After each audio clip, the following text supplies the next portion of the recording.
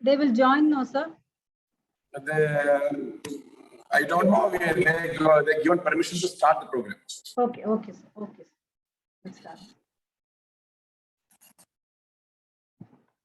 A very good afternoon to one all present here. It's indeed a great thing from God that He has blessed us with a wonderful institution, and we are progressing in all our areas of the institutionalization of the college. And as a part of IQAC, we are so delighted to have this faculty workshop on outcome-based education. In our Board of Studies and Academic Council and so many other meetings, we are very much into this, and Dr. Jyoti Dyanandan and Dr. Johnson, all senior faculties, they are very much for it, and we are working on this area. To enlighten more on this, we have this workshop. So to start this workshop, may I request Dr. Jackson Sudhasingh to lead us in prayer. Amen. Let us all bow down and pray.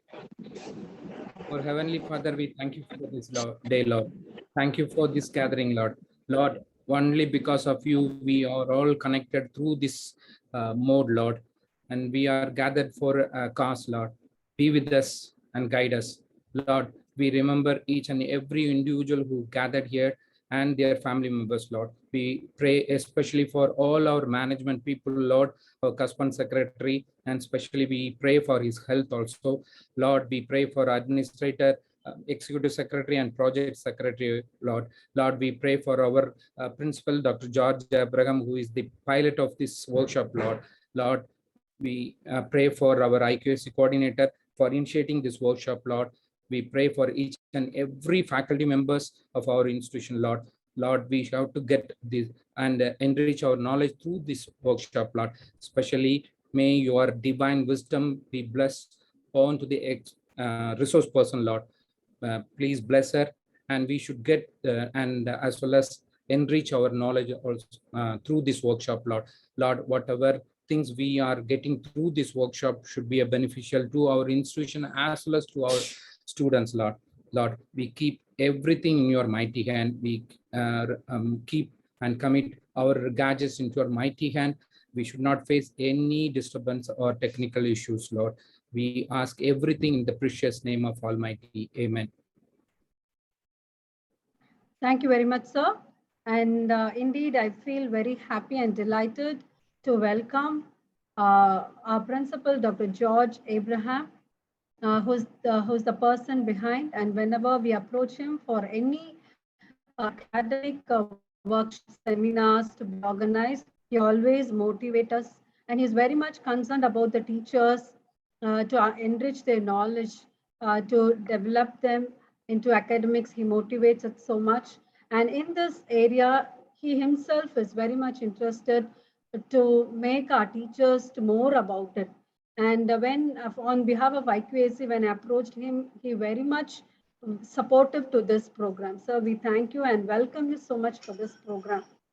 I also extend my warm welcome to our correspondent and secretary, our administrative officer, our executive secretary, and all the management people. Even though they are not here, they are very much supportive for this program. And a very big welcome to all the teachers. We have to learn more on this because so many other institutions, those who are into their third cycle, they are into this OBE, and that's why it inspired each and every one of us. All of us wanted to have this, and so we have brought into this. I hope this workshop will definitely enlighten us and enrich our knowledge into this, and this will be a fruitful to our students too. And I welcome you all for this program. And a very, very special welcome is to our resource person, Mrs. S. Satya. Madam is a very, very experienced person. She is the IQAC Director and Associate Professor of Computer Science from the Standard Fireworks Rajaratnam College for Women, Sivahasi. I have heard so much about Madam because she has been taking classes on OBE for so many institutions like WCC and so many other all over Tamil Nadu and so many other places. So she is 57 years, a very elderly person who's with us and to enrich us, ma'am. Indeed, we are very happy to have you. And thank you so much for accepting this institution. And you are going to be with us for the next today and tomorrow. And we welcome you wholeheartedly. And I welcome each and every one of you for this workshop. Thank you. And now may I request Dr. S. Glady Kirbagar to give the introduction about the resource person.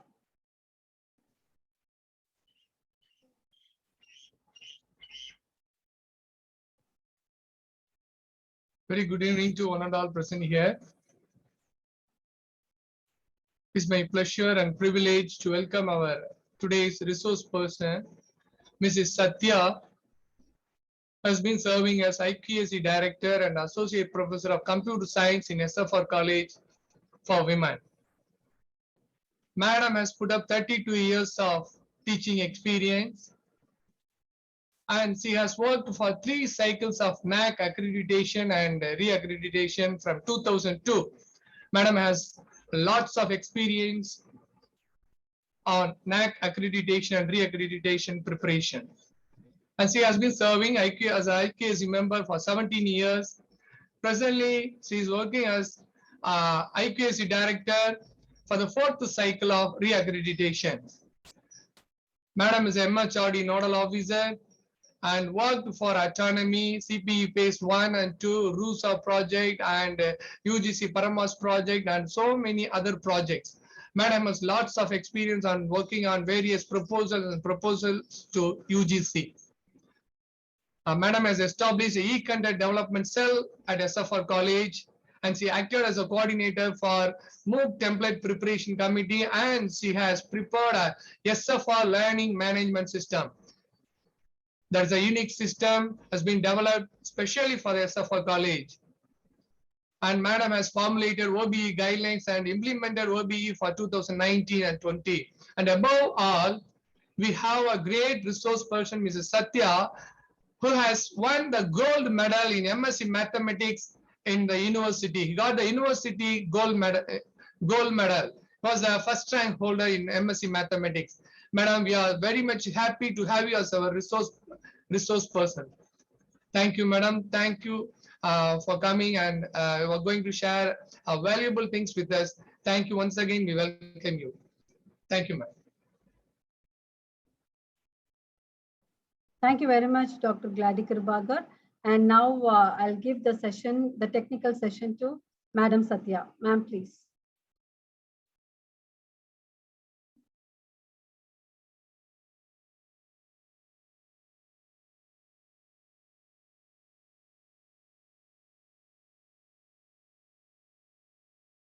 Madam, excuse me, ma'am. 1 second. Madam, may I request our principal to address the gathering? Sir, please.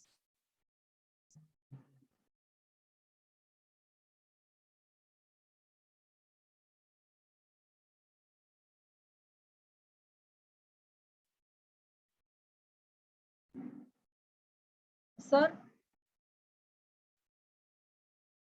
principal.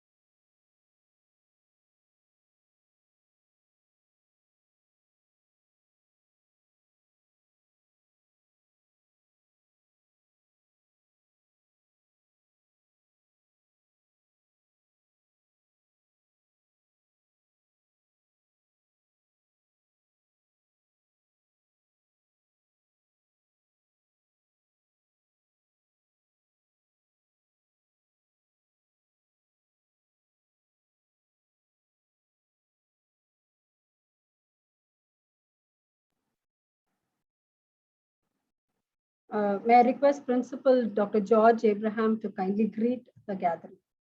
Sir, please.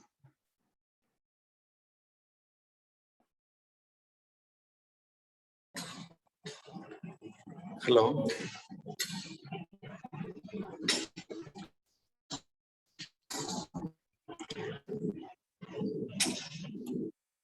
Sir, please unmute, sir. Hello. Yes, sir. Yes, you Can you are hear me? audible, sir. Yes, yes, sir. Okay. One of resource person, she has joined. Yes, already she has joined. I am okay. Respected resource speaker, this is Satya, IKC coordinator, Dr. Lori, Dr. Mandate, and faculty members. Very good afternoon to all of you. Very well, this is one of the important area for us. I hope this section will be very useful for us to make outcome-based education. That is very important. We have to implement it. Unfortunately, we couldn't implement it. We already prepared some things, but we need to have good knowledge, thorough knowledge on this area, and then we can prepare it.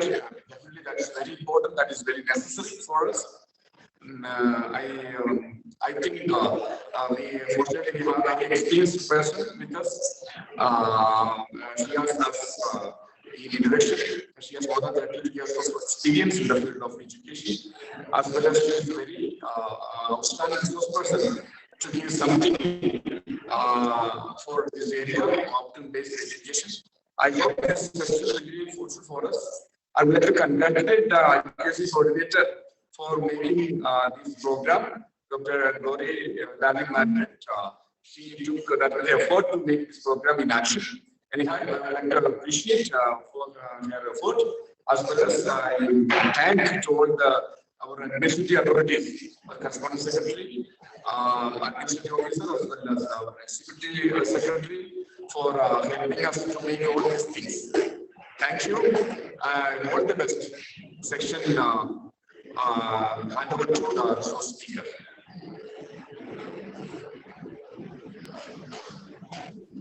Thank you very much, sir. Thank you very much, sir. Now we'll hand over the session to Dr. Satya. Madam, please.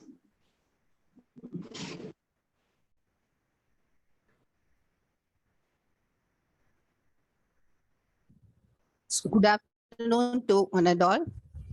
It is indeed a pleasing experience for me to be with you in this workshop on outcome-based education of YMCA College.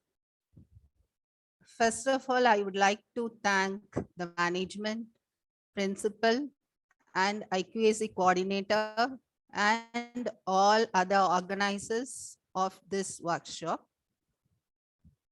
And today, everybody is talking about outcome-based education. And they are all trying to design a curriculum for outcome-based education. So in 2019 also, we have worked for the same, and we have designed our own setup based on the UGC guidelines. So to start with, just because it is the title itself is outcome-based education, I just wanted to tell you what is the outcome of this workshop. It is not moving. Are you able to see the screen?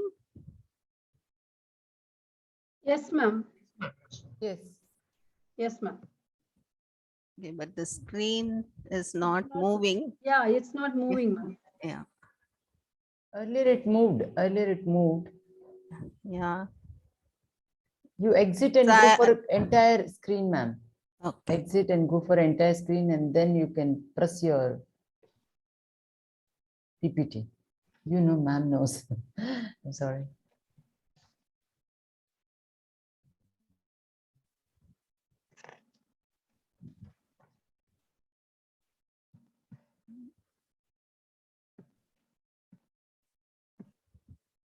Okay. Ah. So at the end of this webinar, you will be able to explain what is the OBE framework, and you will be able to develop and design outcome-based curriculum and write the course outcomes of each and every course in your program and map all the course outcomes to the program outcomes. So just I wanted to start the session with a scenery in our everyday life. So imagine that a girl has gone for learning karate. She has joined a karate class, and after just 1 month, when her mother asks, it is just a meme created. After the 1 month of the karate class, what everybody will think. Her mom will think like this. The society will think that she is able to do like this. And what men will think, what friends will think. But what does it really mean? What she can really do? So at the end of the class, we had to say what is the outcome of that class. So what is important is about the demonstration and the performance of an individual after attending a class. So it is a scenery that situation will come to in life. There are several other situations also. Suppose you are enrolling yourself for car driving. Only after getting a license, we will come out of that class. So every class needs a clearly defined performance, and it needs a skill to acquire. So in cooking also, suppose you are enrolling yourself for a baking class. If you are asked, can you bake a cake? If you say yes, first you should know what are the ingredients for making a cake, and you have to buy the ingredients and you have to demonstrate in the presence of others.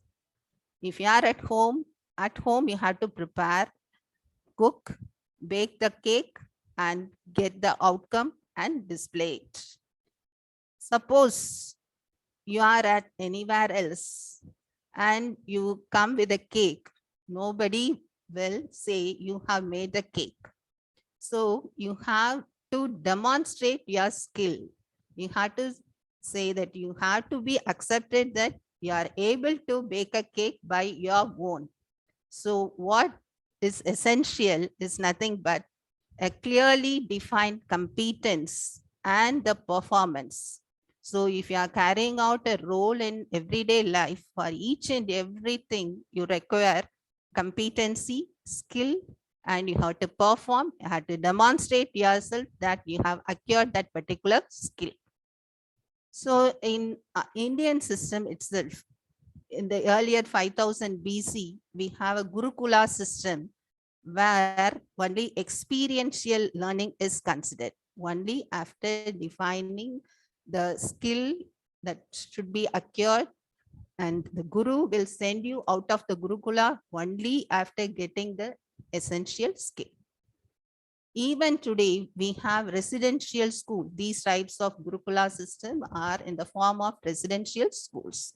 So as Swami Vivekananda said, knowledge can only be got in one way, through experience, and there is no other way to know this. So presently, we have several issues in higher education system. In all the higher education institutions should concentrate on these things. The first thing is accountability. We are accountable to our students, parents, and to the society. And also, we have to concentrate on the industrial requirement.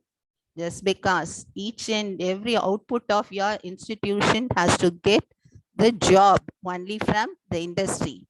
So we have to meet up with the demands of the industry. And another thing is we have to maintain our academic standard. If all these are done, then we will be confident enough to go for accreditation. Only after getting an accreditation, you will be given the status, and your institution will be rewarded with highest grade, and the society will accept your status. So the main aim of accreditation is nothing but with the standard of education that is provided by your institution. And also you have to ensure then and there that the continuous quality improvement is being practiced at all levels in your institution. So the main aim of our higher education institutions are nothing but providing education.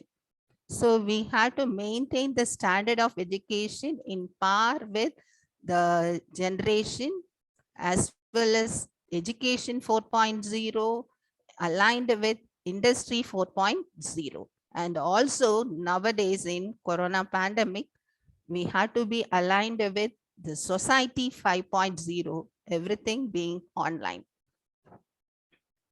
And what is the purpose of this outcome-based education? So outcome-based education is nothing but an educational process in which we are concentrating on the students. At the end of the educational experience, what your students are able to do and what are the qualities they can develop after they are taught with several courses in your program. And it is very essential in outcome-based education that they are able to demonstrate the acquired skills as well as the knowledge gained. So it is not centered around teachers, it is centered around the students.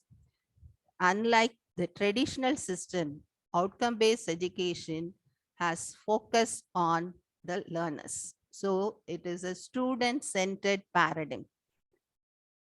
So before outcome-based education, people will be asking when you go for interviews and all, what have you studied? Whether have you studied BCom or history or BA English or BSc mathematics or anything like that. They are concentrating on only the major subject, the core subject in which they have studied. Depending on that, the employability is provided. The jobs are assigned according to their discipline. But later, after some years, they have asked the questions. The interview panel are asking the questions like this: where have you studied? Just because several colleges have statuses. If you are studied in Loyola College, you will be having one status. If you are studying in YMCA, you will be having one status. So if you are studying in a university, you will be assigned one status. So depending on the place, if you are getting a seat in Anna University, then it is also a status. So if we are a graduate from Anna University, definitely you will be out only with the job.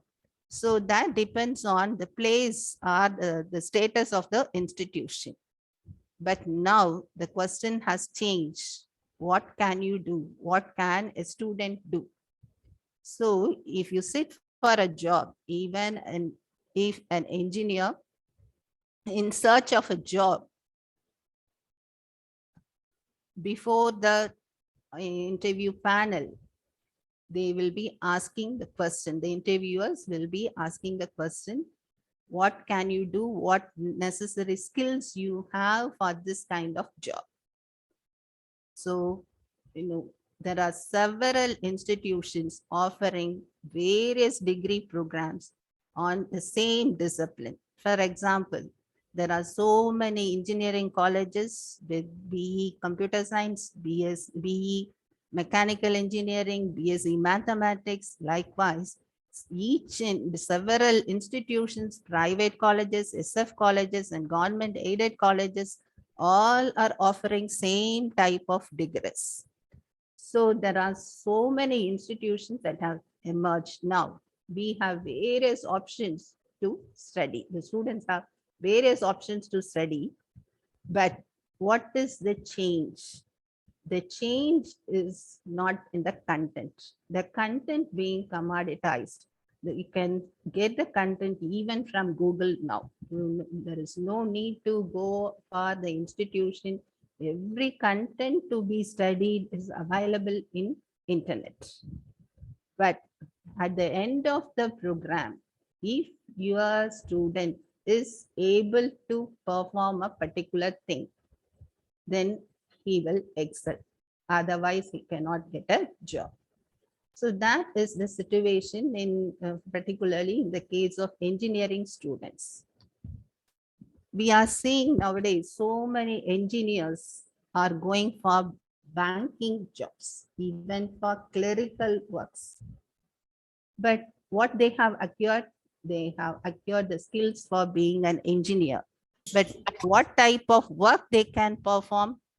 Is it banking? No, definitely not. So you would have seen the Nanban movie.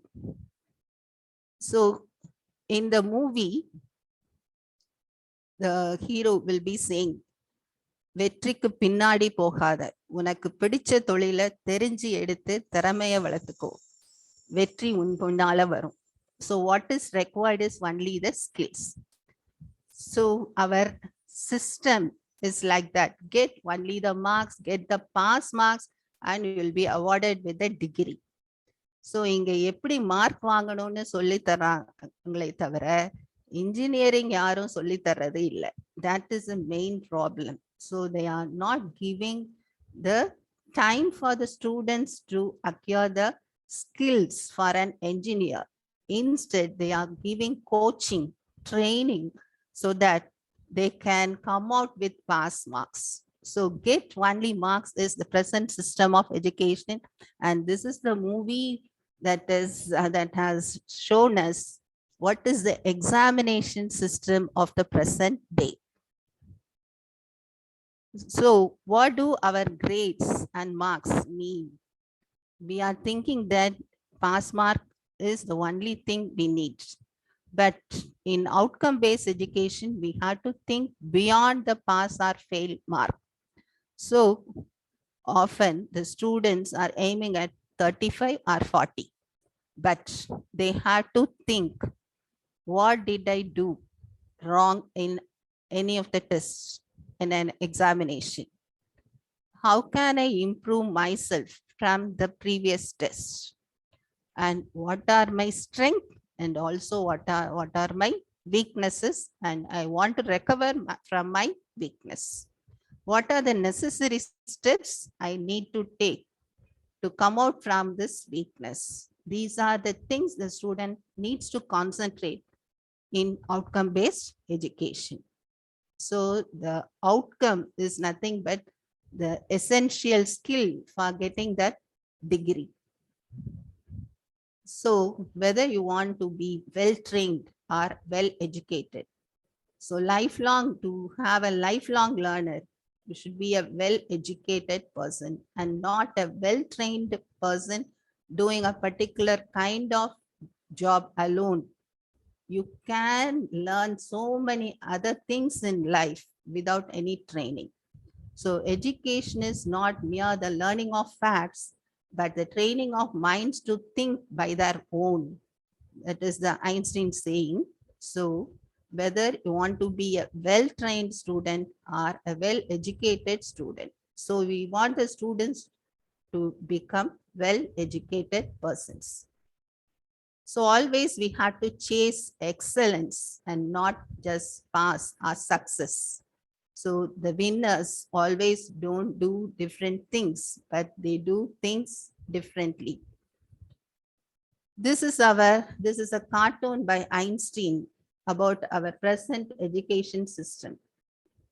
So in the cartoon, you will be seeing an examiner sitting in front of all the students. The students being here a monkey, an elephant, a fish, a fox, and some other animals. And the examiner is giving a question. The question is, climb a tree. A monkey can climb a tree. a fish cannot climb a tree. But thinking that the fish will think that it cannot climb a tree.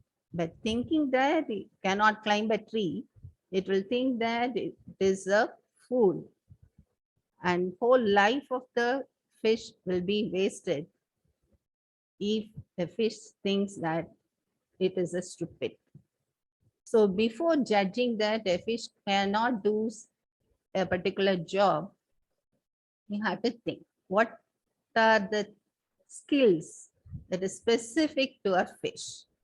So we are giving a same set of questions to all the different individuals. Just like monkey, elephant, fish, we have in front of us so many students with different skills.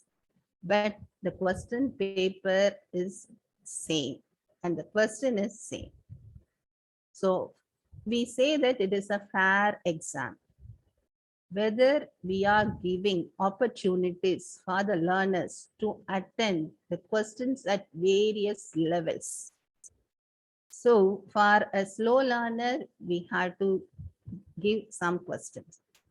For an advanced learner, we should give an opportunity to try with a higher order thinking set question.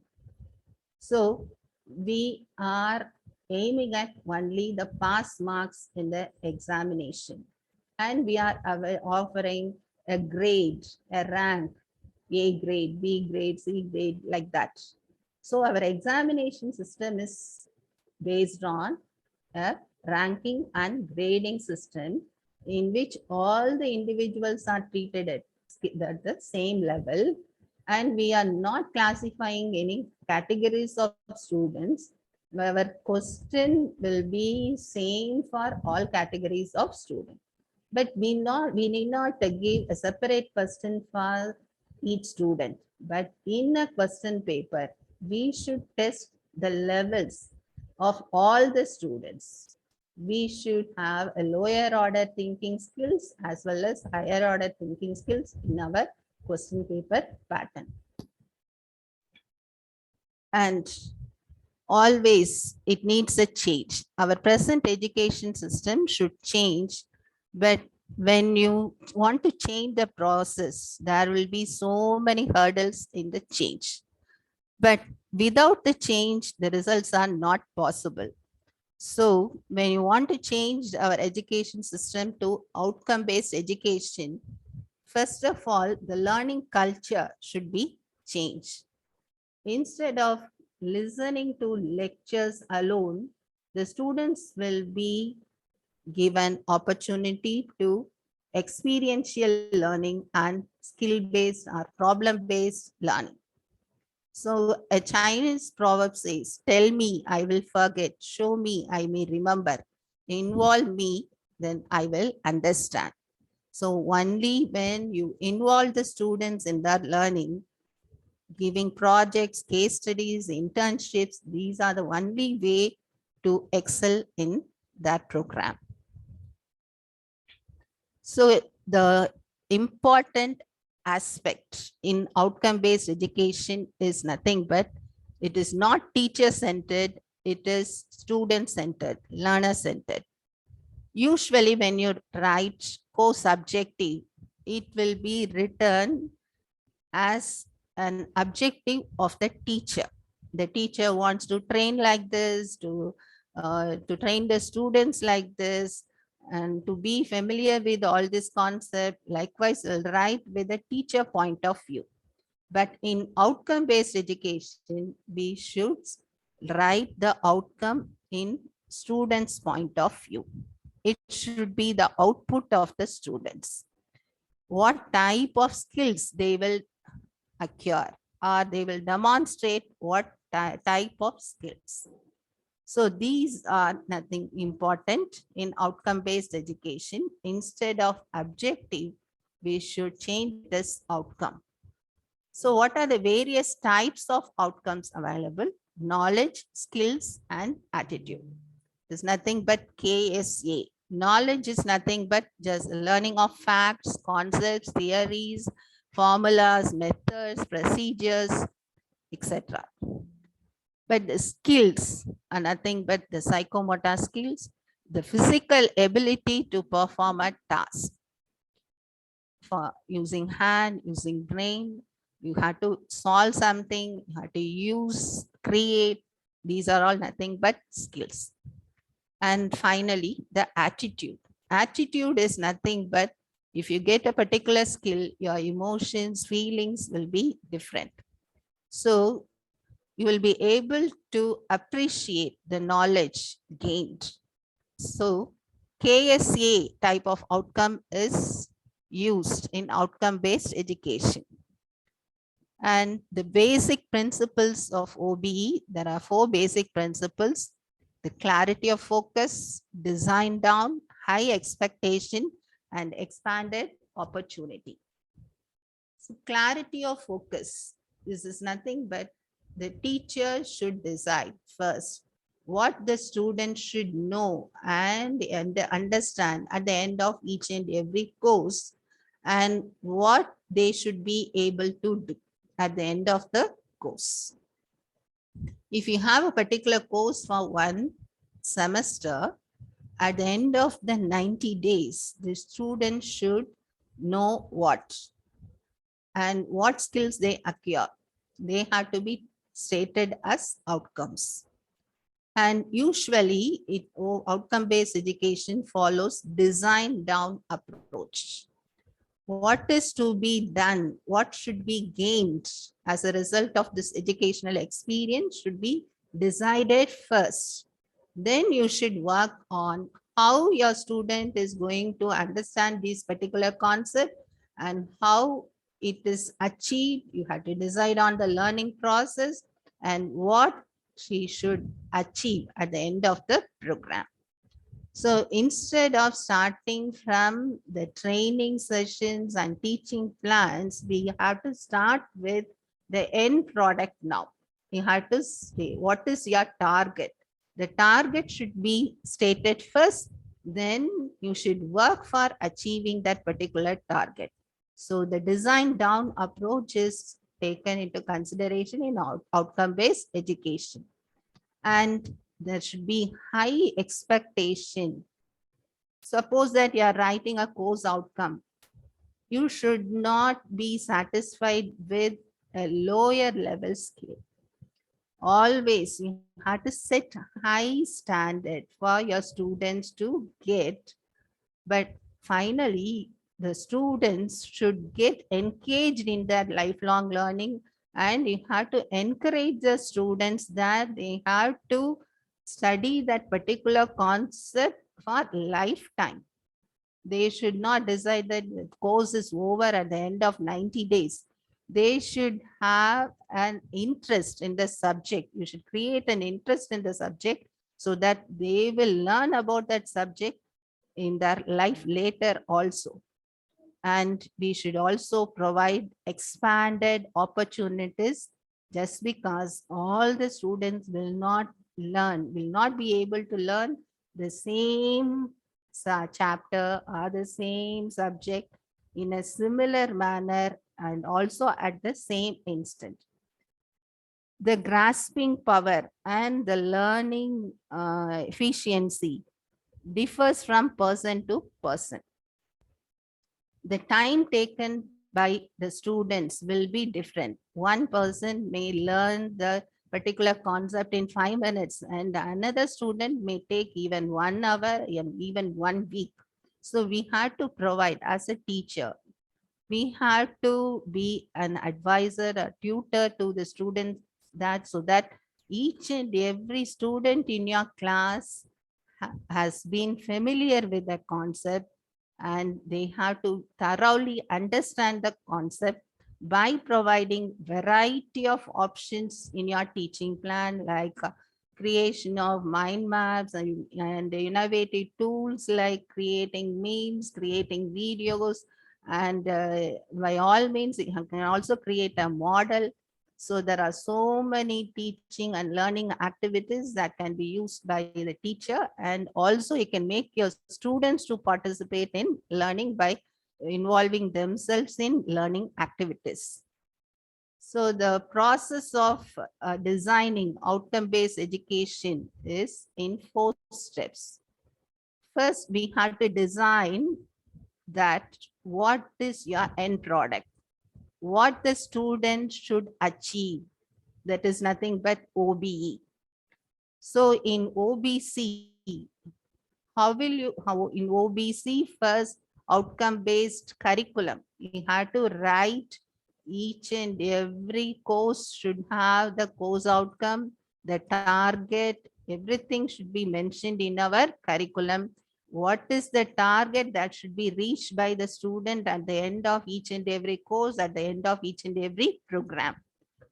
And after designing the curriculum, so that is why we are saying the design down approach. First, we are defining the outcome, the end product of OBE. Then decide how your students are going to achieve that outcome. That is through by means of the teaching and learning process. That is nothing but OBLT. Then after you teach the lessons, whether outcome is attained by the students or not, that is measured with the help of outcome-based assessment. How will you measure that the student has achieved that particular target? That is nothing but assessment. So first, we have to decide, work on the general outcome of outcome-based education and what is your course outcome and program outcome for each and every program in curriculum. Then make your students to learn with the help of the teaching and learning process. Then assess the students so that at what level are they at the end of the program. Then this is the OBE framework. We had to decide on the outcomes. The outcomes are nothing but the program educational outcomes, the course outcomes, and after deciding these outcomes, we have to concentrate on the improvements that are possible. After teaching and learning using the teaching methods, learning methods, we had to use the assessment method for each and every course, assessment method for a program, and assess the institution.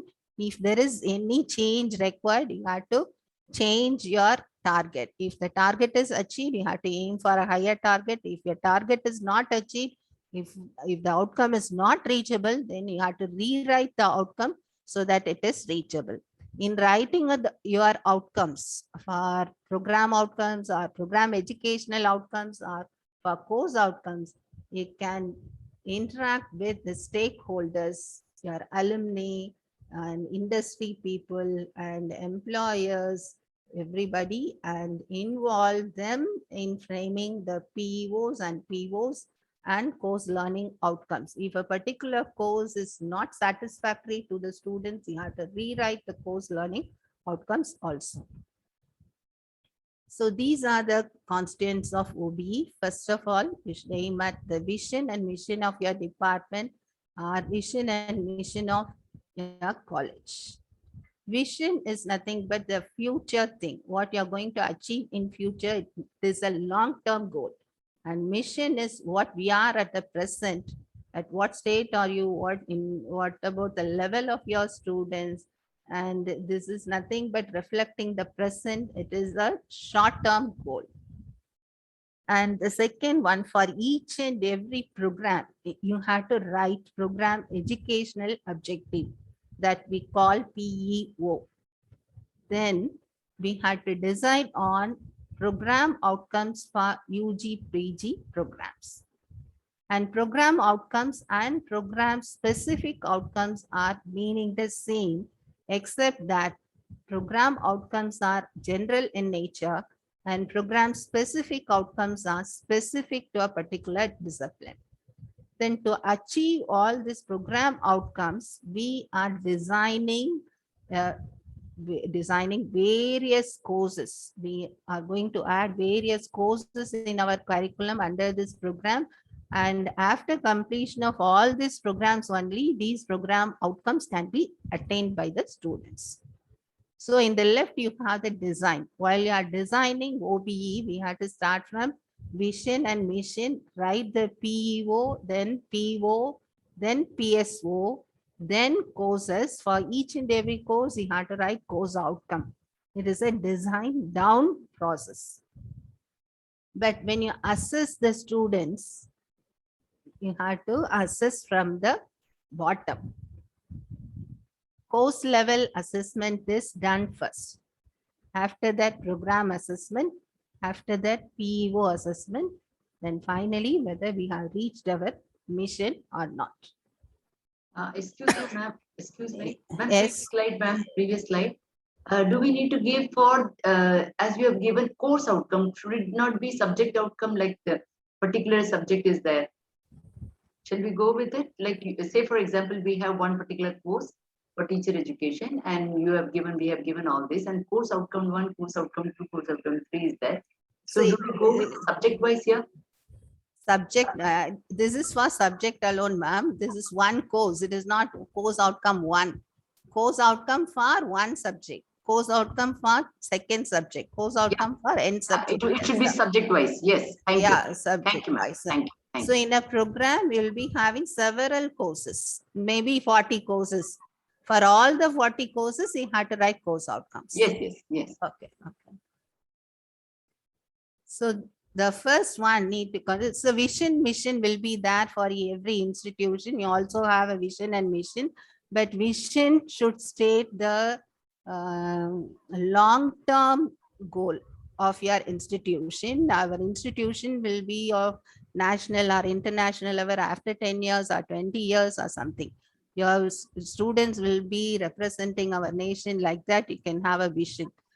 And program educational objectives are written for each and every program.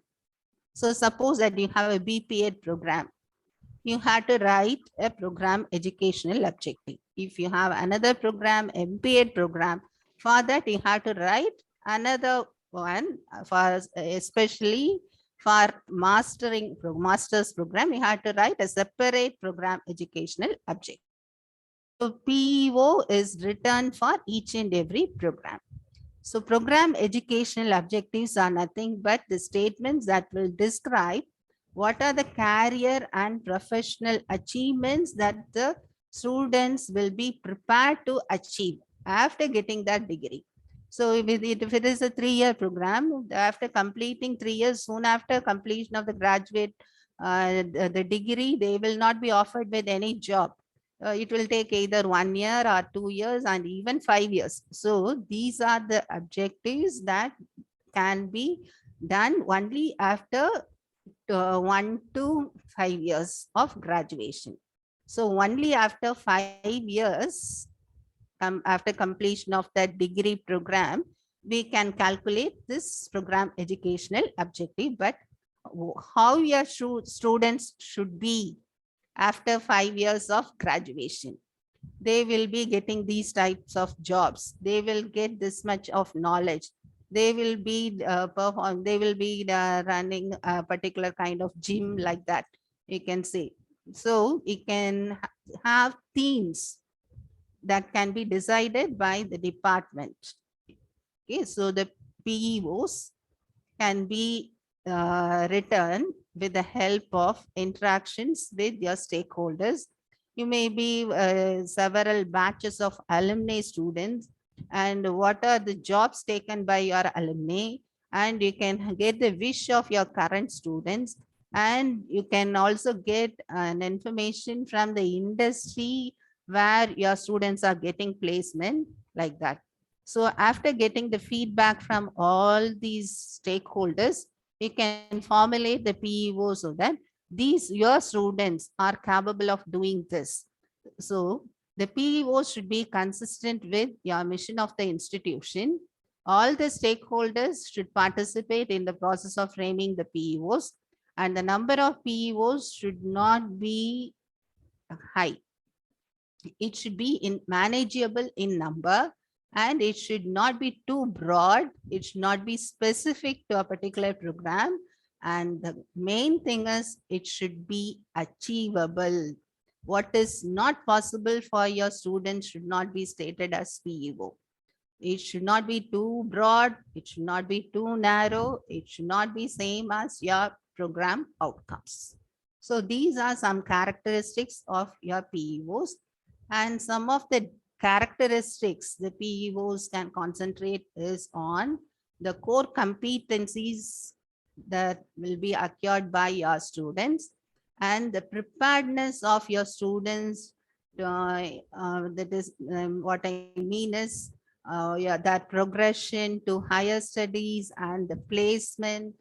Okay, these are the things, how far they are prepared well for going for higher education or getting placement, and how much knowledge they have acquired for doing a type of research activity, or how much they can create on their own, they can innovate on some area, and how much professionalism they can exhibit after completing your program, and how much of lifelong learning they can perform, and whether they can proceed to entrepreneurship. Okay, these are the some of the areas we can concentrate when you write your PEOs. And we have written SFRC's PEOs. We have decided the theme like this. We have 3 PEOs. Either 2 PEOs we can have or 3 PEOs. But this is the PEO template. What I'm showing is nothing but the template of our PEO. The graduates will. The PEOs will start like that. PEO 1, each and every program, the department has to write based on the theme: preparedness for higher studies and industry ready with professional standards. This is a theme for PEO 1. PEO 2, research and innovation with ethics, that is a professionalism. And PEO 3 is nothing but the capacity building for entrepreneurship and self-employment. And for the past 5 to 10 years, we are concentrating on entrepreneurship by running a separate cell called Young Women Entrepreneurship Program. That is why we have stated our PEO 3 like that. So depending on your institution's will and satisfaction, you can write either 2 PEOs or 3 PEOs for each and every program. And using this, I have given you a sample for the BSc Computer Science program. So we have written first initially 4 PEOs, but after validation, they have asked us to reduce to 3 PEOs. So we have got 3 PEOs now. And the next one is nothing but about graduate attributes. Graduate attributes are nothing but the quality descriptors that are acquired by the students. What kind of quality the students, the graduates have? So the UGC graduate attributes are listed in 15 areas: disciplinary knowledge, communication skills, critical thinking, problem solving, analytical reasoning, research related skills, cooperation and teamwork, scientific reasoning, reflective thinking, information and digital literacy, self-directed learning, multicultural competence, moral and ethical awareness or reasoning, leadership readiness qualities, and lifelong learning. These are 15 UGC graduate attributes. But in the graduate attributes, we need not change. Either you can use the graduate attributes given by UGC, or you can get the graduate attributes from your own affiliating university. We need not write our own graduate attributes, but we can frame our program outcomes based on the graduate attributes. So, and already I have seen the UGC learning outcome based curricular framework regulation for physical education, that they have listed graduate attributes for physical education like this. They only a slight change. These are 13 in number. It is in the UGC website. Disciplinary knowledge and skills, mostly the same. Skilled communicator, critical thinking and problem solving, sense of inquiry, leadership, cooperation and teamwork, skilled manager, digital literacy, ethical awareness and reasoning, lifelong learning, pursuit of excellence, respect for diversity, sense of justice and equity, cooperation and teamwork. So either you can use the same, or you can make it as a different one for your institution. But the graduate attributes need not be listed in your syllabus, as you can take it as such. But depending on the graduate attributes, you can frame your program outcomes. So the program outcomes are nothing but the statements that describe what the students are expected to know and able to do upon graduation. Graduation means if it is a 3-year program, at the end of the 3 years.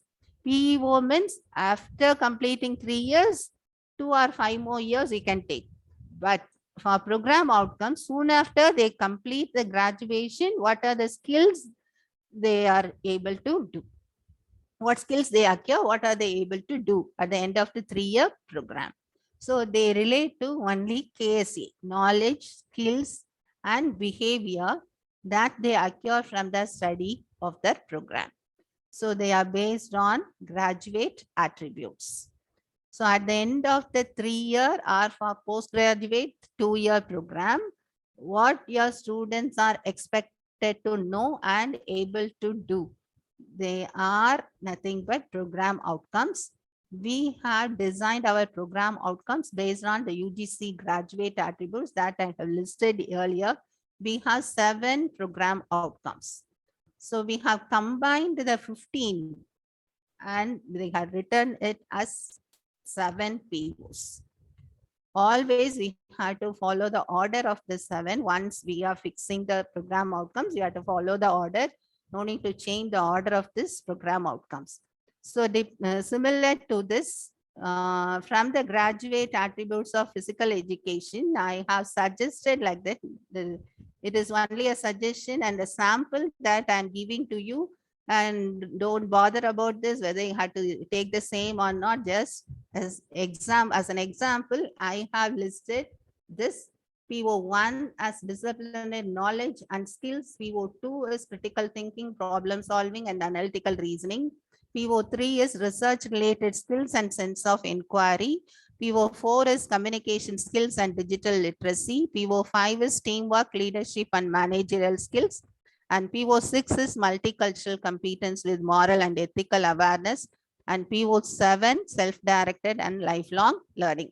So just for a sample, I have taken only if you have 7 POs, I can explain the CO-PO mapping later. That is why I have listed one set of POs for you. And 7 POs we have decided just so you can also have 10 or 15 or so, but it will not be manageable when it comes to the mapping of this POs with COs. We will be having only 5 COs, but they have to be mapped with 15 POs, means it will be difficult for us to put a table. So we have limited this to 7. You can even have 10 or 8 or 9 or something. There is no limitation in it. And also we have chosen the order so that it refers to the Bloom's level. When you read this, PO1 and PO2 and PO3 will be related to your subject. PO1, PO2, PO3 will be related to your subject, and PO4, 5, 6, and 7 will be generic in nature. They are general: communication skills and digital literacy, teamwork, leadership, and managerial skills, multicultural competence with moral and ethical awareness, and self-directed and lifelong learning. So you can maintain this type of order also. Those POs with K levels may be listed first and the generic may be listed later. So if you design like this, then your mapping will be so very much clear. And the next one is program specific outcomes that you have to write for each and every program, but it should be in one-one correspondence with program outcomes. The program outcomes and program specific outcomes are one and the same, but the program outcomes are written in general terms for a UG program. So in our case, we will be having several degree programs: BA Tamil, BA English, BSc Mathematics, BSc Computer Science, and so on. For all of the UG programs, we will have only the program outcomes the same. But each and every department, BA English, for example, they will write in their own words relative to that particular discipline, they will write program specific outcomes based on PO1, PO2, etc., PO7. For example, we will be having this type of template for this. This meaning is same. What the students are able to do at the end of the 3-year program or 2-year program. But we'll have the template as on completion of that program, on completion of BA English program, the learners will be able to PSO1. PSO1 is in correspondence with PO1. It is a 1-1 correspondence. PSO2 will be in correspondence with PO2. There will be writing generally about disciplinary knowledge, critical thinking, problem solving, etc. But here, when you write the explanation of disciplinary knowledge and skills, we have to write in our area what type of knowledge you want to have in your physical education program, in mathematics. Likewise, discipline wise, we have to give an explanation for knowledge and skills. Yes. But ma'am, we have a single faculty college. We don't have departments here as such. Yes, in that case, you can limit yourself to POs alone. Hello. But for UG program, you can have 1 POs, Oh. and PG, you can have another set of PO. Okay. And you have a single department. In Yes, that ma'am. case, you can have program learning outcome. Okay. You can use the term program learning outcome instead of program outcome and program specific outcome. You can straight away state that as program learning outcome, Learning. and you can skip away from the mapping also. Oh, Mapping of program outcomes from program specific outcomes. So likewise, we have written for BSc Computer Science program. We'll be writing everything in terms of the skills in our computer science area. okay. Okay. Yes, ma'am. Then what is the relationship between PO, PSO, PEO and all? So always, already I have told, each PO should be mapped to the respective PSO. It is 1-to-1 in nature. And each PO should be mapped to at least one of the POs. No PEO is left unmapped with the PO. So at least it should be mapped to one PO. So if you see the table, then it will be very clear. It is a PO PSO mapping. It is a 1-to-1 correspondence. I already have told you to skip away from this just because you are going to have, if you have program learning outcome alone, you can skip away from this table. For PO mapping matrix, you have 7 POs and you have 3 PEOs. Means to see the column PO1 column, not all are empty. First PO1 is mapped to 5 POs. PO2 is mapped to all POs. PO3 is mapped to 4 POs. So no PO is left unmapped. So PO1 and POs are linked, and no row or column is left blank. That you should take care. So this mapping matrix is very important just because you relate your outcome, both outcomes. And next, after this PO, when you decide on the PO is based on this. PO is based on this particular theme, preparedness, etc. So why do you want this? Preparedness, core competencies, research innovation, professionalism, lifelong learning. Why do you want this PO? Some colleges have a skip away with POs. They will write a general PO. Instead of PO for UG program or PG program, they will have PO for institution.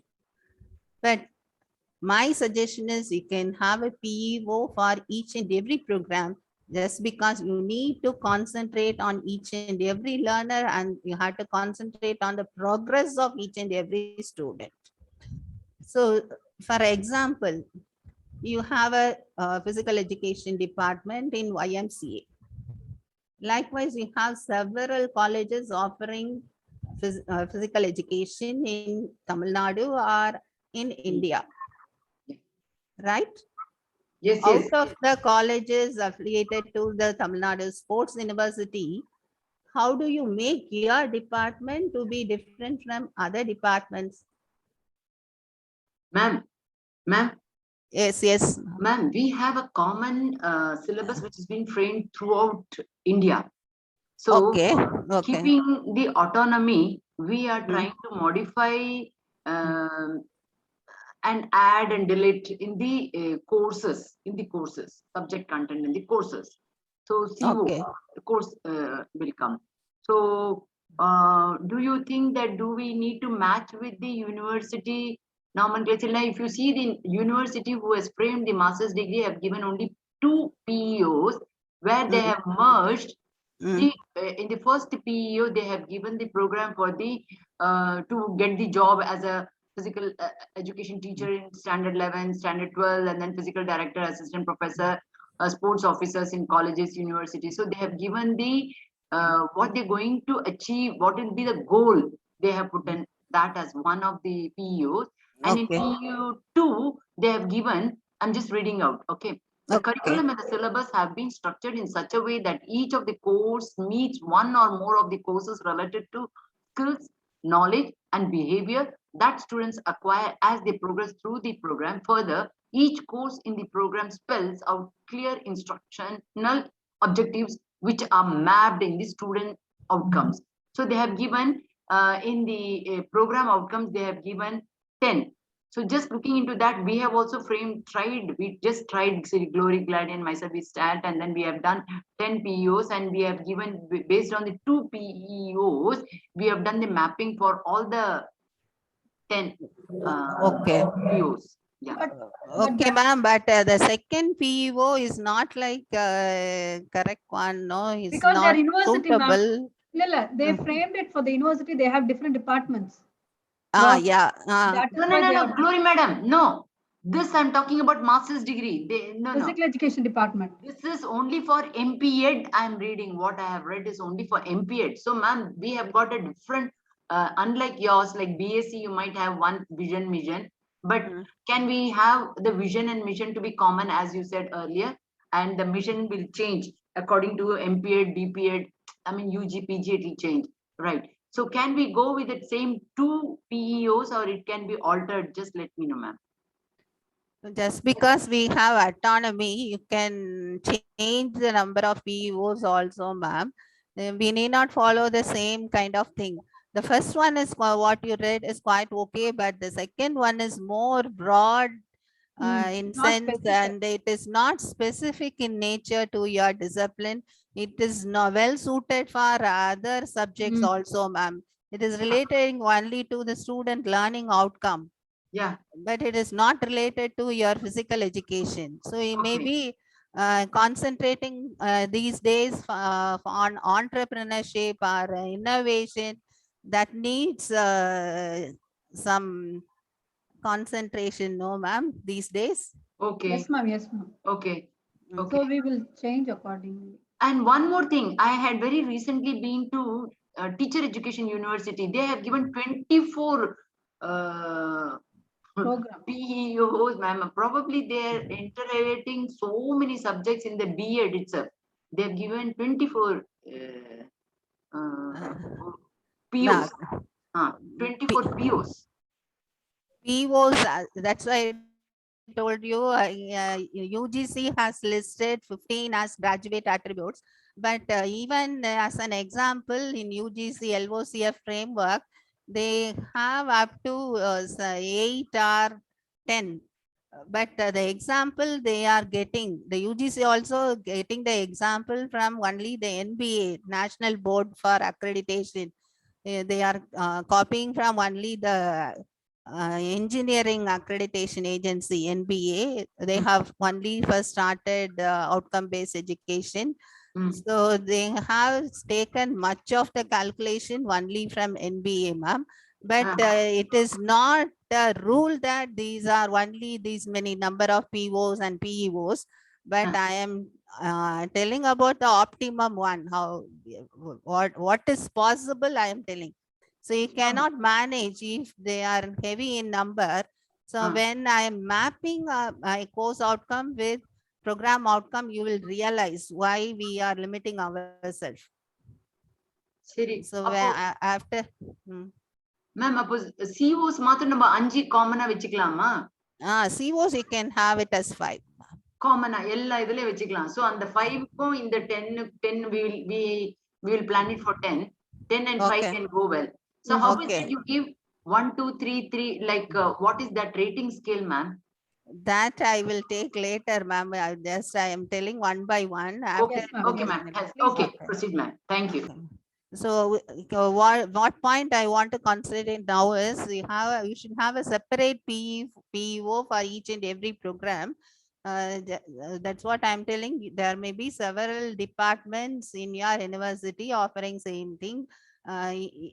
There are several colleges also. If you take the case of arts and science colleges, there are several colleges offering same BSc mathematics, and they are also offering same type of courses. But what makes the difference? There are so many engineering colleges, and out from the colleges there are so many engineering graduates, and how far they differ. No kind of difference is seen visibly. No.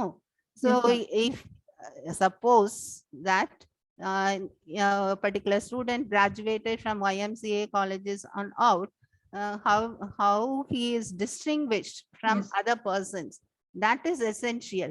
So that type of characteristics you can bring in the form of PEO. So you often say an example of biryani, Talapakati biryani, you know, isn't it? For what Talapakati biryani is famous for? Everybody knows it is for biryani, isn't it, ma'am? Yes, ma'am. Okay. Is there any other hotel offering this kind of biryani? Buhari. You have a Buhari biryani, and we all the Asif biryani. You have several biryani stalls in Chennai, and whether you will say the biryani from Talapakati is same as the biryani from Buhari, definitely no. Yes. So they have a branding, no, ma'am. Yes. So the biryani is same. So your BPA degree is same. Yes, ma'am. But the taste and smell differs, no. Yes. So why not the quality and the characteristics of your student vary from other departments? Sure. Definitely there should be a change. Why do you want your students to be same as that of the university, same as that of a Loyola college, same as that of another college? I don't know any other college physically, even the Adityanar college, like that. So yes, you ought to differentiate your students from others, then only you can excel in that industry. So that kind of thing you can decide with the help of the professionals that you have in your department. What type of subject experts you have in your department, you may bring in your students like that. So just like that, you have to sit and study together when you are framing your PO. What kind of specialist you can make? நம்மளோட end product வந்து ஃபைனலா எப்படி இருக்கணும் அப்படிங்கறத நம்ம, it is just like a branding in an industry. Why, if a Talapakati biryani can do this, why not ourselves? So ஏதாவது ஒரு ஹோட்டலோ ஏதாவது ஒரு இதோ பண்ணும்போது, why not in education we can do like this? Definitely. Depending on the subject expert. So that is why I often say that the PEO should be unique. It should be unique to your college. Yes, ma'am. Okay. So after designing the program outcomes, then to achieve that program outcomes, you have to first list down what are all the courses you should have, and what are all the courses altogether will be mapped to this program outcomes. So என்ன courses la unga program la irkanum, that you should decide. Course means it's a subject, right, ma'am? Yeah, It yeah, is yeah. a subject. Subject, It That is subject. a has been subject. decided by UGC, we are all having, but it differs from semester to semester. Yeah. Based Yes. on the Board of Studies, It's, ma'am. Yes. okay. Okay. So you may be having some 20 to 40 courses in a program. In a 3-year program, we'll be having 40 courses. So just roughly, I am saying, Yes. if it is a 2-year, 15 to 20 or 25, you may be having. So altogether, collectively, all these courses together has to be mapped with your program outcomes so that the target is reached. So the program outcomes has to be achieved by the students only through the courses. So the individual courses needs to be concentrated here. So the course outcomes are nothing but written for each and every subject you have in your program, each and every course in your program, and they should describe what they are expected to know at the end of each and every course and what they are able to do. This is the word that is very, very important. They are knowing what they are doing, what at the end of each and every course, at the end of each and every program or something. So course outcomes are nothing but referring to the knowledge they gain, the skills they acquire, and how they behave as a result of getting this knowledge and skills. So this is the most important one, just because PEO is decided by the topmost official in your department. It may be in discussion with all the peers, but it will be decided on the whole.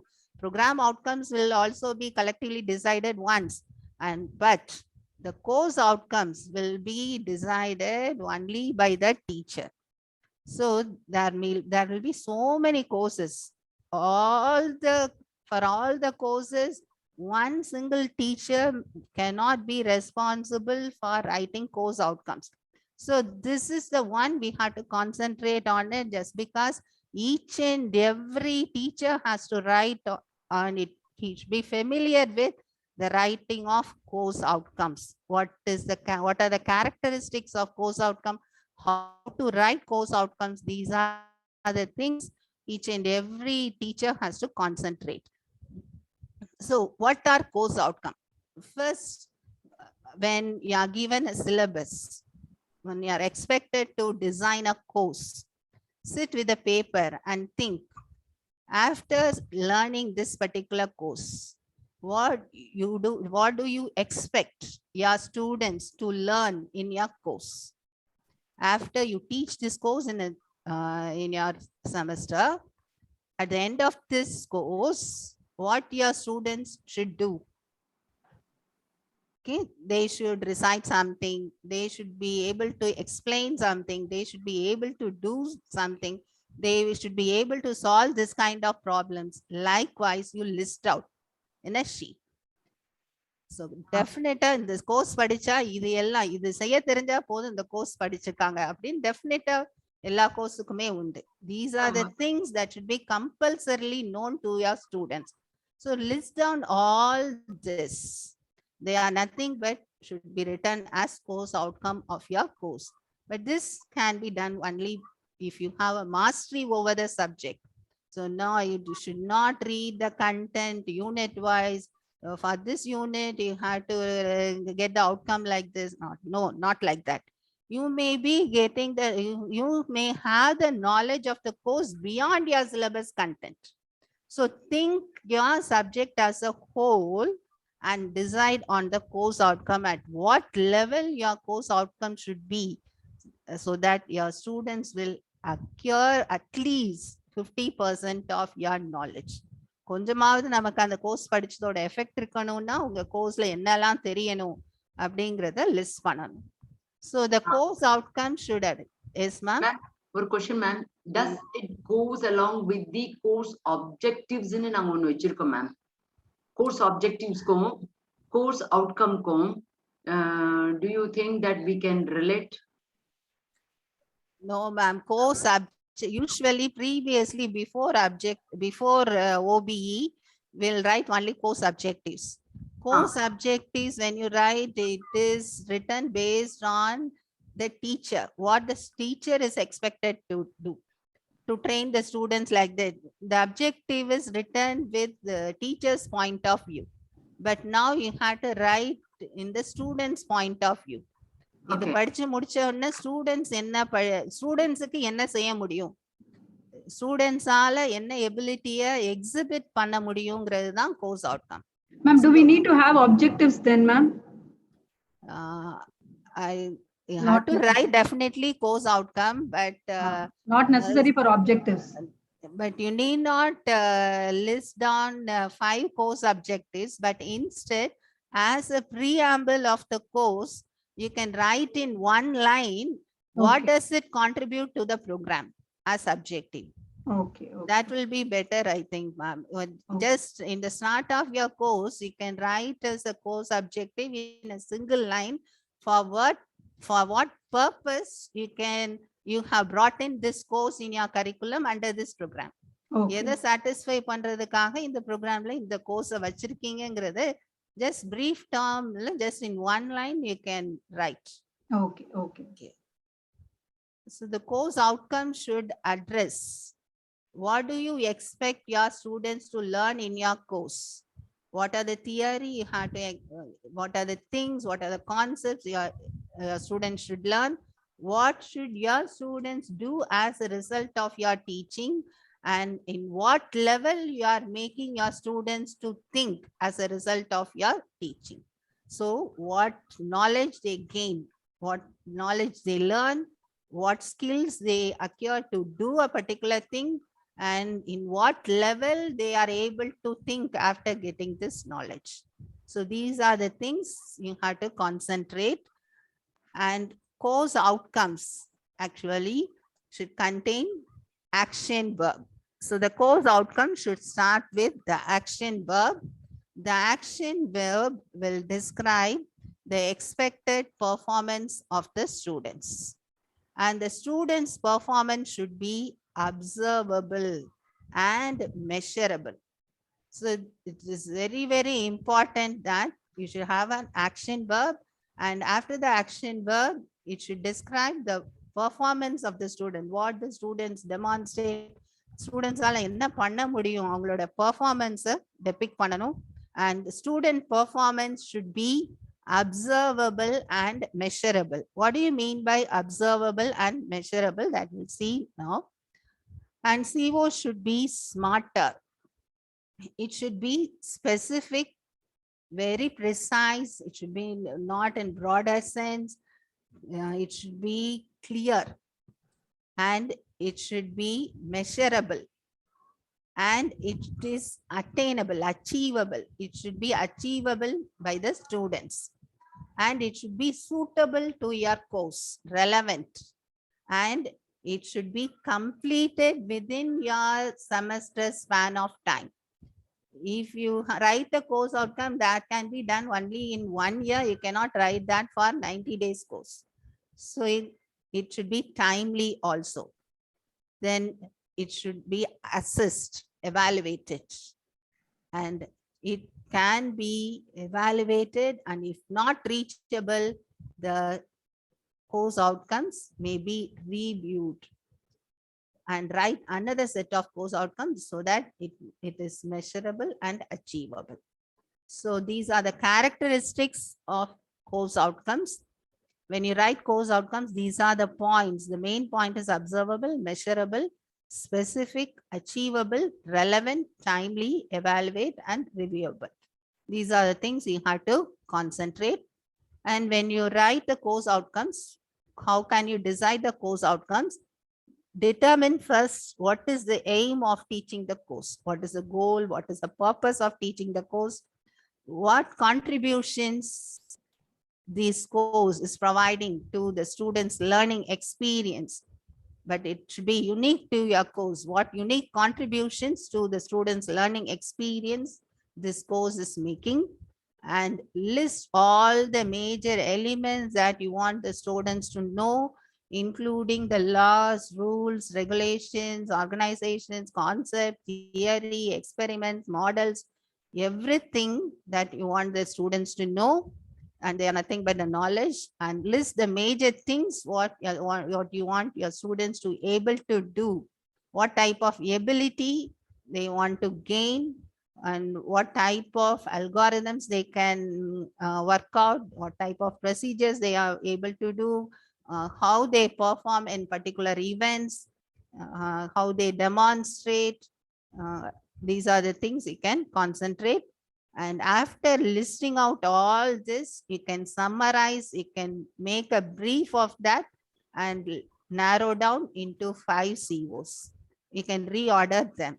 So first collectively you can list down, then you can group them accordingly, and they are 5 in number. And usually will tend to use the verbs know. The students will be able to know this particular concept, will gain knowledge in, be familiar with these concepts, understand the concept, appreciate the effect of this, learn something. These are the verbs they will use in co-subject to be aware of, but they are not observable. They are not measurable also. How far you know they understand something, Abdina? You can ask the question to the students, do you understand? Will usually ask, do you understand? But they will say yes. Definitely they will say yes. Just for the sake of not repeating the same lesson again. For another 30 minutes, they have to listen again the same syllabus. So for that purpose, they will say yes. So we won't get the correct answer from the students if you use the verb understand. Even gain knowledge. How could you say they have actually gained knowledge? No. Be familiar with how much percentage they are familiar with that particular concept, we cannot measure. Then appreciate. The students are able to appreciate this concept. Only if the concept goes inside them, they are able to appreciate. But nowadays, after teaching a 1 hour lecture, we'll be saying this is a very interesting concept. It is a concept that I would like in my student days. This is what usually a professor says. But after that, we'll be asking questions. Do you like this lesson? Definitely, it's an interesting concept. The answer will be definitely yes, just for the sake of the teacher. staff members. So appreciation should be real, in the real sense. Okay? Not for the satisfaction of the teacher. So these are the words when we use, they cannot be measurable and observable. But for example, if you are asking the question, state the rules of the game volleyball, definitely they will state the rules correctly. When does a team rotate in volleyball? It is the one answer. They are applying the rule. First, state the rules of the game. I may be wrong. I am not an expert in. Yes, ma'am. Yes, ma'am. Right, ma'am. Right, ma'am. It's going on. State the rules of the game means they will state the rules. Then when does the team rotate in volleyball means they will apply the rule and say the answer. They are able to apply something. What may be an umpire's decision in a particular situation in volleyball? If you state a particular condition, what should be the umpire's referee's decision? They will answer means they are able to judge the game. So the level of thinking in these 3 cases is different. Statements exactly they are repeating what the content is given. When does a team is they are applying the rule?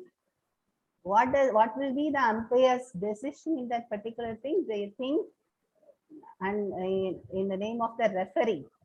So they are able to judge something. So the level of thinking is conveyed in these 3 questions. But when you use these verbs like know, understand, or appreciate, they are not actually measurable and observable. That is, when you write the course outcome, always it is better not to use these words. Okay? And a helpful tool for writing course outcomes is nothing but the Bloom's taxonomy. And the Bloom's taxonomy originally was created in 1956 by Dr. Benjamin Bloom. And It is the 3 domains of learning levels is given by Bloom. The 3 domains are the 3 H, head, heart, and hand. So the 3 learning domains are nothing but cognitive, affective, and psychomotor. Cognitive refers to knowledge, affective refers to the attitude, the emotion or feeling by the heart, and the skills are nothing but the psychomotor skills, that is the physical ability, okay, with hand and legs. So when writing course outcomes, will be writing course outcomes based on the Bloom's levels, and the revised Bloom's level is by Anderson in 2001. The 6 levels are mentioned here, K1 to K6. K1 to K3 refers to the lower order thinking skills, and K4 to K6 refers to heart, that is HOT, higher order thinking skills. So from the bottom to top, the levels are given. The lower level is K1 and higher is K6. And in revised Bloom's taxonomy, remembering, understanding, applying, analyzing, evaluating, and creating. So these are the 6 levels we are going to use now. But already I have told you we can decide the course outcomes to be 5. But there are 6 K levels. So we can have 2 lower order skills to be in one. Together. Remembering and understanding may be merged. Okay, either you can start from K2 alone, just because K1 is very limited in nature. Just it is a recall of the past information like state, list, and so on. So we can very well use from K2 to K6. And just giving you the different levels now, the Bloom's levels. Remembering the K1 level, it is nothing but a recall of information or facts and knowledge, procedures, methods, the terminology, algorithm, all which are related to your course content. So it is a recall of information. It is remembering something. Remembering means just by heart, but it is not actually by grasping. You need not understand it before you remember. So the identifying something, defining something, describing, explaining, label, list, recall, recognize, label something, state something, select something, reproduce in your own words. These are nothing but remembering. And the next level is K2, understand. This ability to grasp the meaning of the information. You are stating the definition, but the definition should be understood. What is taught is understood. Understand the topics covered, explain, describe, give example, interpret, paraphrase, summarize, estimate. These are all the Bloom's understand level. But sometimes the words may be repeated in nature from one level to another level, but the meaning of that level should be conveyed. The simple verbs can also be used, but the levels may, the sentence should reflect the Bloom's level. So K3 level is nothing but for applying. Applying information is nothing but the ability to use the previously learned information in different situations or in problem solving. So already, so the levels are from remembering. Only if you remember, you can understand. Only if you understand, you are able to apply. So use the information learned previously for different situation and problem solving. So solve the problems using the previously acquired knowledge and skills. You understand, then do. So applying, changing, constructing, demonstrating, discovering, producing, exhibiting, show, modify the procedure. These are all nothing but comes under the K3 level. And K4 level is analyzing. Analyzing is nothing but break down the information, complex information into several parts and analyze each and every part individually and examine it to make the conclusions interpret some decisions, make inferences, but some inferences may even go up to the K6 level also. Compare and differentiate in the form of the charts, graphical information, or classify and differentiate the tables, and they explain graphically the information for analyzing information. These are all the things which comes under K4 level. Then K5 level is nothing but making decisions, judging information, evaluating and assessing something. So assess the importance of the theories and concepts, make choices based on a particular argument, argue for one reason, one particular concept, and verify the value of the evidence. You prove something. Suppose you want to prove a particular statement, you can prove and recognize the importance of it. So apprise, assess, argue, conclude, evaluate, judge, justify with reasons, synthesize into several statements.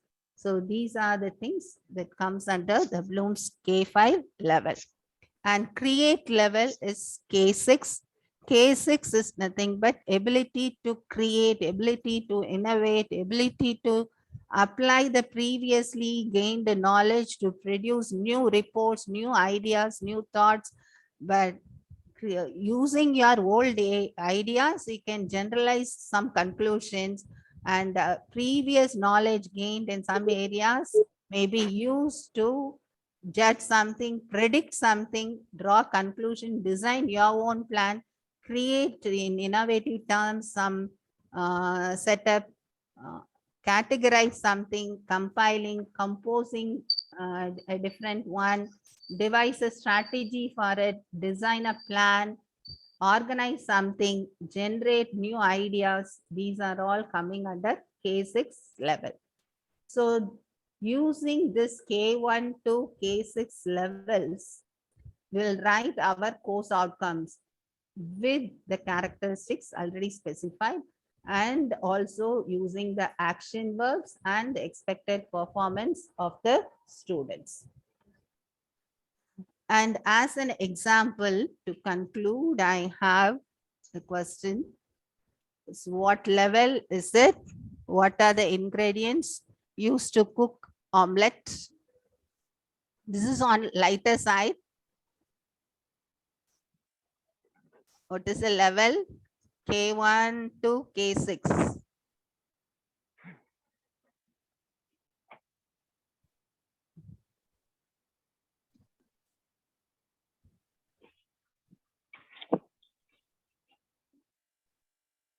What are the ingredients used to cook omelette? K1. K1. Good. Describe how each ingredient contributes to an omelette. Understanding. K3. K2. K2. You are describing the method for Yes. preparing omelette. Demonstrate how to cook an omelette. K3. K3. Compare two omelette recipes and predict how they will turn. Compare. Analytical. And K4. ma'am. A4. Argue for how a recipe might be improved. Evaluate. Evaluate. Evaluate. Construct a new recipe influenced by the ingredients of a special product from a different country. Create. Create. Okay. So this is just an example to understand the levels from K1 to K6. So any questions up to this? Ma'am, unmute. Jyoti ma'am, unmute. Yes, ma'am. Ma'am, we have 5 units, ma'am. Okay. Yes, Satya, ma'am. Yes, So yes. all the units are from simple to complex, as you say, what are the ingredients for omelette, right? So Yes. it comes into K1, right? And then they go with it. So when we prepare the CO1, shall I go with the understanding and identifying C1, or shall I go with K6 on the top, and then actually you have to go with the K1 to No, ma'am, again I go- lower order thinking skills only. Yeah. From lower Understanding, order. then remember, then apply, then organize. No, ma'am, but I have not covered that. Just I have told you all the characteristics of course outcomes and Tomorrow. what are probably. the rules you have to follow. Tomorrow I will give you Yes, a template of writing course outcome, how to write the course outcome, and also an example from your physical education, some sample also. Sure, But ma'am. always it is better to write the course outcomes from K2 to K6. Yes, from lower. But, and another thing is no need to talk about whether it is from unit 1 or unit 2 or unit 3. Oh, fine, ma'am. When you write the course outcome, you have to consider your syllabus as a whole, and your K1 level or K2 level should cover all the units. Yes. So if a particular course outcome is written in K2 level, it should cover all the units. K3 level means it should cover all the units. If you write like this, then it will be a good course outcome. If you concentrate on one particular unit, then your students will be trained to apply a concept in a single chapter alone. Apply it's covering only one particular unit means they are able to use that concept in that particular area alone, and rest of the unit they will be omitting that portion. Okay. If we give research subjects, say for example, I'm having research methodology, ma'am. So in research methodology, when we go with it, we have to first identify the research problem. So the unit one. State. Kekudha, Glory? Yes, ma'am. State the research problem. We have to. Stating. So இந்த மாதிரி போகும்போது அந்த எங்களுடைய unit வைஸும் அப்படிதான் போகுது. Identify the research problem, then summarising the research literature இருக்குது second யூனிட்ல. தேர்ட் யூனிட்ல applying the statistical tool in that particular research. Fourth unit வந்து sampling technique and then coming out with the results. And CO5ல போட்டீங்கன்னா அது how systematically research thesis has been written completely. So அங்கதான் creativity வருது. கடைசி K6 வந்து ma'am, Jyoti ma'am, probably what is for each and every unit we should have all these 7 from lower order to higher. For example, ma'am said no, with one omelette itself the student should be able to describe everything. For one research work, and one research work for every unit they have to have all these 7 Ks. K1 you are saying that you are identifying the problem first, then you are able to apply. So if you are going to apply, you will be having several methods, procedures for applying that. So in the particular unit, you will be taught about the tools and techniques, or design or something. So for everything, before applying, they should not know the concept first. Maybe application of something, but only after knowing the method and tool, what the tool is, what is the method to apply the tool, what are the rules or some regulations that should be followed, what are the characteristics of that problem, when to apply it. These are some theories behind application. So only after knowing that they can apply. So if you say that unit 3 is on application, there are also theories behind application. Yes, for every unit all the 6 scales will come. Those theories will be treated as first level. First K1 or K2. அந்த gravity எப்படி madam நாளைக்கு கத்து கொடுப்பீங்களா? 1 2 3ல அந்த gravity scale. How to write course outcome beyond the units. Yeah, 1 எதுல 1 வருது, எதுல 2 வருது, எதுல ஹையா இருக்கு 3.